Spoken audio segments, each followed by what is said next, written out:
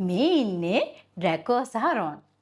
මෙන්න මේ පොතෙන් හම්බෙන්නේ ඔන්න ඔය යාළුවෝ දෙන්න තමයි. පේනව නේද ලස්සන? මේ තියෙන්නේ be friends.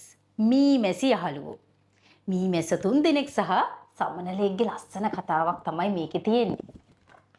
ඒ කතා පොත් දෙකේම විශේෂත්වය තමයි ඉංග්‍රීසියෙන් සහ සිංහලෙන් කියන භාෂා දෙකෙන්ම කතන්දරය ලියා තිබීම. මගේ නර්සරි රයිම්ස් පොතේ තියෙන්නේ මොනවද දන්නවද? ඉතින් මේකේ තියෙනවා ප්‍රසිද්ධ ඉංග්‍රීසි සින්දු. ඒ වගේම තමයි ඉංග්‍රීසි සින්දු වල ප්‍රොනන්සියේෂන් සහ සිංහල සින්දුවක් තියෙනවා.